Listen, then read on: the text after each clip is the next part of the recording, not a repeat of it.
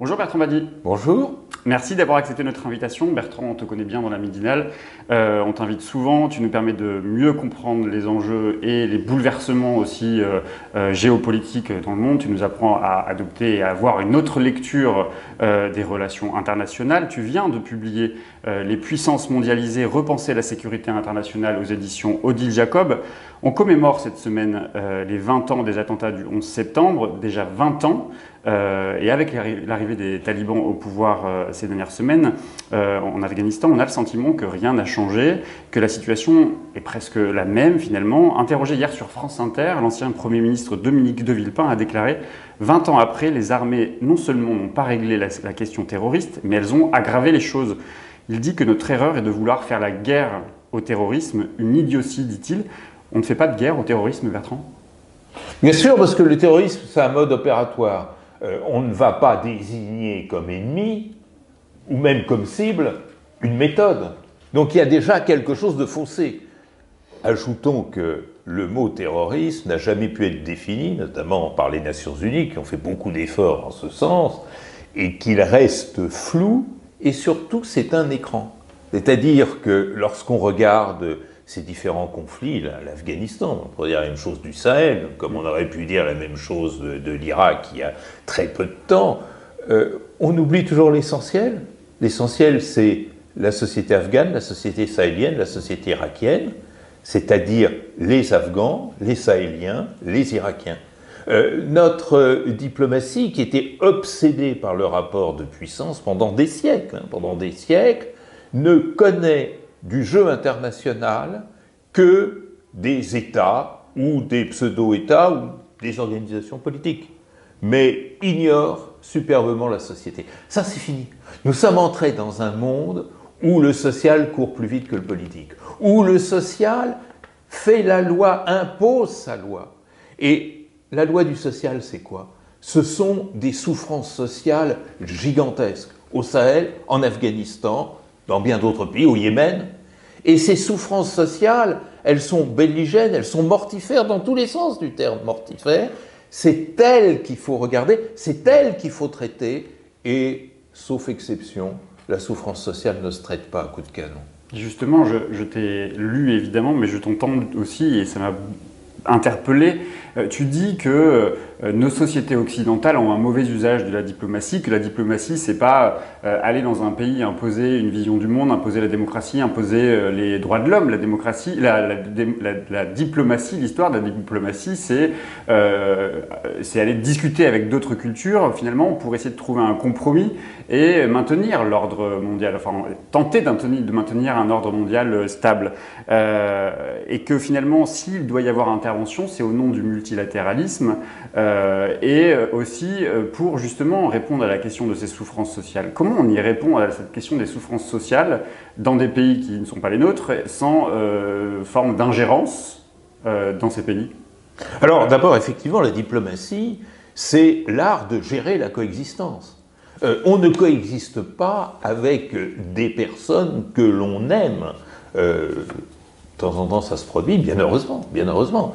Mais généralement, ces personnes avec qui on doit coexister sont différentes, sont même hostiles. Et dans un monde, et on le sait depuis Aristote, l'important, c'est de pouvoir vivre ensemble, de pouvoir minimiser les différends, les tensions, les risques d'affrontement, de guerre. Et ça, c'est le travail de la diplomatie. Maintenant que le rideau s'ouvre, et que l'on voit que derrière les États, je dirais, dans leur uniforme, dans tous les sens du terme, se trouvent des sociétés, c'est-à-dire se trouvent des êtres humains, il faut savoir prendre en compte les êtres humains comme objet final des relations internationales. Ça paraît évident, mais c'est révolutionnaire.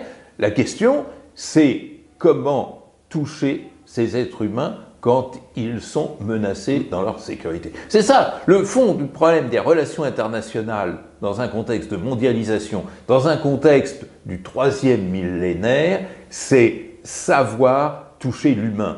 Et lorsque, je me permets cette formule parce qu'elle évoque un grand prix Nobel de la paix, un médecin congolais, quand il s'agit de réparer les souffrances humaines, il n'y a qu'une seule intervention possible, c'est l'intervention de tous. Parce que si ça passe par quoi? Par l'humanitaire ou par les États eux-mêmes directement? Ça passe par le multilatéralisme. C'est-à-dire que quand tu interviens chez l'autre en ton nom, tu es toujours, même si tu as de bonnes intentions, soupçonné d'être intéressé dans l'opération. Si maintenant l'ensemble de ceux qui sont en mesure d'aider interviennent solidairement, là c'est justement la solidarité qui prime, et ce soupçon ou ce risque de manipuler à son profit le terrain dans lequel on intervient diminue. Donc c'est le problème du multilatéralisme. Ce qui est extraordinaire, c'est qu'aujourd'hui il n'y a pas un multilatéralisme, il y en a deux. C'est ce que j'explique dans mon livre. C'est-à-dire il y a le multilatéralisme des États, et là il n'y a pas grand-chose de changé, c'est le Conseil de sécurité, c'est toujours les rapports de force. Et puis il y a ce multilatéralisme dont le sillage a été tracé depuis Boutros-Ghali, mais ensuite et surtout du grand Kofi Annan, c'est justement ce multilatéralisme social, c'est-à-dire la pensée de Kofi Annan lorsqu'il a fait sa fameuse déclaration du millénaire, puis lancé les objectifs du millénaire pour le développement, c'est il faut toucher la société pour amoindrir les risques de violence. La précarité, la fragilité, la souffrance sont mortifères, sont belligènes. Il faut couper ça, eh bien, il faut faire des Nations Unies un grand appareil, je dirais, de sauvetage social de l'humanité. Il y a des institutions pour ça. Le PNUD, c'est très bien. Le PAM, le Programme alimentaire mondial, c'est très bien. L'UNICEF, c'est très bien. Le Haut Commissariat aux réfugiés, c'est très bien. L'OMS, c'est très bien. C'est quand même l'OMS qui a éradiqué la variole en Afrique. Il ne faut pas l'oublier. Certains, qui d'ailleurs ne méritent pas notre considération, se gaussent de l'OMS. Il faut voir le travail que les agents de l'OMS font sur le terrain. Bon. Eh bien, c'est cette ONU-là qui doit triompher. C'est comme ça qu'il faut faire. Tu l'as dit, et tu le dis aussi dans ton livre, cette question de la méconnaissance finalement des États dans lesquels on intervient, des cultures différentes, ces problèmes, ces souffrances sociales dont tu parles aussi beaucoup, sont souvent occultées, ou en tout cas ne sont pas l'intérêt majeur en fait des pays qui interviennent. On l'a vu finalement avec le Vietnam, la Somalie, l'Irak. Bush avait justifié son intervention en Afghanistan pour défendre soi-disant les intérêts américains et lutter contre le terrorisme. En France, on dit la même chose au Sahel, sans vraiment connaître les populations et la situation sociale et les souffrances sociales. Ça veut dire quoi? Ça veut dire que ces interventions, les motifs de ces interventions sont des alibis finalement. Mais tout à fait. Il faut comprendre que les souffrances sociales, c'est en quelque sorte le point de départ des relations internationales contemporaines. Tout vient de là.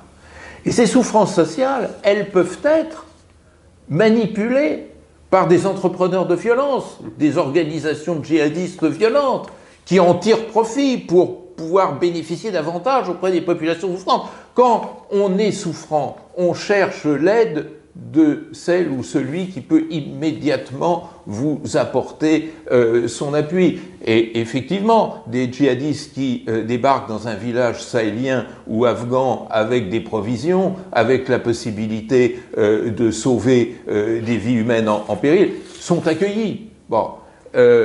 Tandis que l'intervention militaire, elle, occulte cette souffrance sociale et en l'occultant, transforme les sociétés en champs de bataille, et en transformant les sociétés en champs de bataille, ils accroissent les souffrances dont je parlais tout à l'heure, et deux, ils créent chez l'autre ce qui est l'évidence, c'est-à-dire un réflexe nationaliste dénonçant une occupation étrangère. Tu reviens dans ton livre sur ce que tu appelles les puissances émergentes. On rentre dans une année très politique en France avec l'élection présidentielle. On va entendre de nombreux discours sur la France, la grandeur de la France, la puissance de la France sans doute, son poids dans le monde et en Europe. Tu as déjà travaillé et écrit sur l'idée même de puissance par le passé. Penser nos sociétés occidentales comme puissance, ça a encore un sens. Et même, j'ai envie d'aller plus loin, est-ce que penser la question du monde, la géopolitique en termes de rapport de force, ça a encore un sens? Non, ça ne veut plus rien dire. Ça ne veut plus rien dire. Ce sont des illusions. D'ailleurs, la preuve, aujourd'hui, les puissants ne gagnent plus une guerre. Cette désillusion, elle a commencé avec la décolonisation, où, effectivement, c'est le plus faible, que ce soit à Dien Bien Phu ou que ce soit à Alger, c'est le plus faible qui finalement l'emportait. Les États-Unis, c'est un budget militaire annuel de 700 milliards de dollars. Ils sont un peu puissants, c'est un scoop que je livre là, que les talibans. Et pourtant, c'est les talibans qui ont gagné. Ça veut dire quoi? Ça ne veut pas dire que les États-Unis sont en déclin, il faut se méfier de cette formule trop facile. Ça veut dire que la puissance est en déclin. La puissance n'a plus de prise sur l'événement international, parce que l'événement international, autrefois, il était fabriqué en circuit fermé par la puissance. La puissance créait l'événement et provoquait la réaction de la puissance d'en face qui venait gérer cet événement à son tour, et ainsi de suite. Aujourd'hui, c'est terminé. La puissance, face aux souffrances sociales, ne peut rien, sauf les accroître, c'est-à-dire effectivement créer une situation de plus en plus dangereuse. Donc la puissance s'est terminée et du coup la géopolitique s'est terminée aussi. On est dans la géosociale, si je puis me permettre ce néologisme. Et du coup, il faut réfléchir. Il faut réfléchir dans un pays comme le nôtre qui, effectivement, tu as raison, emploie beaucoup le terme de puissance. La France est une puissance. La France doit affirmer sa puissance. Quand on ne dit pas puissance, on dit grandeur. Terme ambigu, mais il faut à tout prix maintenir le défilé du 14 juillet, qui est l'emblème de la puissance. L'année dernière, en pleine crise du Covid, on se demandait s'il était raisonnable de maintenir le défilé. Oui, il fallait le maintenir parce que la France devait montrer que dans ces moments difficiles de crise sanitaire, elle n'abdiquait pas de sa puissance. Mais posons-nous la question de savoir à quoi sert cette puissance aujourd'hui.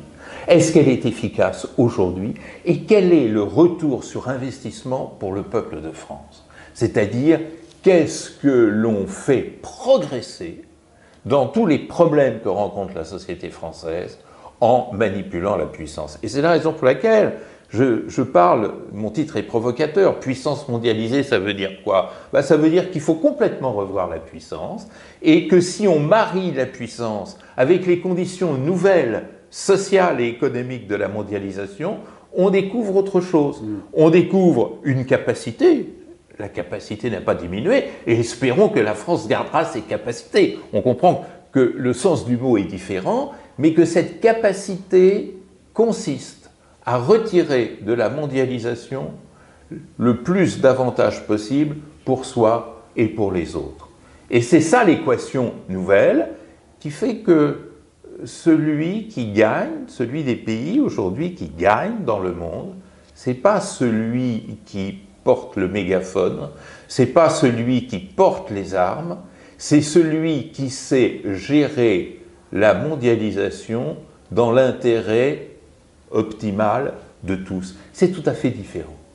Il y a quelque chose d'intéressant, et c'est ce que tu dis là d'ailleurs, mais j'avais envie de savoir si finalement ce bouleversement géopolitique était pour partie lié avec l'événement du 11 septembre. Est-ce qu'il y a eu ce bouleversement-là qui s'est opéré à ce moment-là? On le voit avec l'Afghanistan, tu le dis aussi, aujourd'hui il faut peut-être moins compter sur l'Europe ou les États-Unis que peut-être sur l'Iran, le Pakistan, qui pourrait se retrouver comme étant un médiateur important avec les grandes puissances. Le monde finalement ne s'écrit plus qu'avec les puissances occidentales, elle s'écrit avec ce que tu appelles les puissances émergentes, et ça c'est peut-être un des problèmes auxquels ne veulent pas voir les puissances occidentales. Est-ce qu'il y a un début aujourd'hui d'acceptation des puissances occidentales de la nécessité de discuter peut-être avec les talibans, peut-être avec le Pakistan qui devient aussi, ou d'autres, la Chine, qui deviennent des puissances incontournables dans les relations internationales? Alors, d'abord, le 11 septembre n'a pas été une rupture. Il l'a été sur le plan symbolique, dans la mesure où c'est la première image forte et spectaculaire qui montre ce dérèglement de la puissance et son incapacité croissante. Mais cette nouvelle histoire, elle commence, comme je disais tout à l'heure, avec les guerres de décolonisation. Mais alors, il se crée en même temps une dynamique réactive qui est assez inquiétante. C'est-à-dire, il ne faut pas oublier que les puissances occidentales, le camp occidental, a dominé, organisé, géré, structuré le monde pendant 5 ou 6 siècles, en mettant la Russie un pied dehors, un pied dedans, enfin, qui faisait quand même partie de ces vieilles puissances. Et à une vitesse foudroyante, ce monde, ce vieux monde, se sent dépossédé de ce monopole, de cette gestion, où effectivement, au milieu du siècle dernier, la Chine n'existait pas, les émergents actuels, Inde, Brésil, Afrique du Sud, etc., n'existaient pas, et l'échec du camp occidental est double. D'une part, il ne sait pas se comporter à l'égard de ceux qu'il a tendance métaphoriquement à considérer comme des parvenus, les nouveaux riches du monde, ceux qui ne mangeaient pas à notre table et qui semblent faire même mieux que nous. Qu'est-ce que c'est que cette histoire, n'est-ce pas ? Et donc, la réaction du monde occidental, au lieu de s'adapter à la mondialisation, est une réaction de crispation, campiste. On va reconstituer ce camp occidental. Et puis, comment le nommer, ce camp occidental ? Quand il y avait l'URSS en face, c'était le camp de la liberté face au totalitarisme soviétique. Aujourd'hui, c'est quoi ? Alors, on s'est défini dans les années 90 contre la Chine. Puis après, il y a eu le 11 septembre, alors on s'est défini contre le terrorisme et on a incarné ce terrorisme par un fatras sémantique où se mêlaient djihadisme, islamisme et islam. Et considérer que finalement, il y a ce vieux monde face à l'islam qui, évidemment, a des connexions avec le terrorisme. On sent que ça ne marche pas, que ça ne fonctionne pas. Alors que, comme tu l'as dit, c'est vrai que maintenant la régulation du monde, elle passe par la reconnaissance, dans tous les sens du terme, de ces émergents, de ces nouveaux, et notamment, c'est pas tant l'émergence qui est importante, c'est la capacité régionale. C'est-à-dire, on s'aperçoit maintenant dans toutes les crises, que ce soit la crise sahélienne, que ce soit la crise irakienne, que ce soit la crise afghane, on s'aperçoit que l'acteur médiateur, c'est l'acteur du terrain. C'est-à-dire la puissance régionale, comme on dit. Et pour l'Afghanistan, tous les regards se tournent vers qui ? Vers le Pakistan, vers l'Iran, accessoirement important vers la Chine. Oui, alors, pas tout à fait le territoire d'ailleurs. C'est plus qu'une puissance régionale, la Chine. La Turquie et le Qatar aussi. Tout petit Qatar, qui a joué un rôle médiateur énorme et qui voit sa capacité se multiplier, un multiplicateur de puissance qui apparaît et qui fait que le président des États-Unis va passer par l'émir du Qatar pour pouvoir obtenir ce qu'il ne peut pas obtenir par ses armes. C'est un monde profondément modifié. Il faut peu à peu reconnaître aux puissances régionales ce rôle de médiateur. Et bien voilà, la nouvelle modestie du monde occidental, c'est de considérer que l'Iran, le Pakistan, la Turquie, le Qatar, ce sont des médiateurs dans cette affaire. Depuis 2001 et les attentats qui ont suivi, et c'est aussi un sentiment de peur qui domine, donc tu en parles beaucoup dans ton livre, tu parles d'ailleurs de ce chiffre qui nous a aussi beaucoup surpris à regard, 60% de la population mondiale qui craint d'être un jour victime d'un attentat. On a vu les conséquences sur les politiques publiques, notamment en matière de sécurité. Toi, justement, une des idées fortes de ton livre, c'est de dire qu'il faut cesser, ou en tout cas il faut passer de la sécurité nationale à la sécurité globale. Pas facile ça, j'imagine, pour les États, d'accepter l'idée que ça n'a pas de sens. Ça n'a pas de sens, c'est-à-dire que par ailleurs ça aboutit à certaines dérives en termes de liberté, on l'a vu, mais qu'il faut raisonner en matière, c'est vrai pour la santé, c'est vrai pour la question de la sécurité, de manière globale. Alors les États et ceux qui les dirigent se crispent sur cette sécurité nationale qu'il faut à tout prix maintenir. Parce que si la sécurité nationale passait derrière la sécurité globale, ça veut dire que l'État devrait devenir modeste et n'aurait plus, en tous les cas, le monopole des commandes en matière sécuritaire.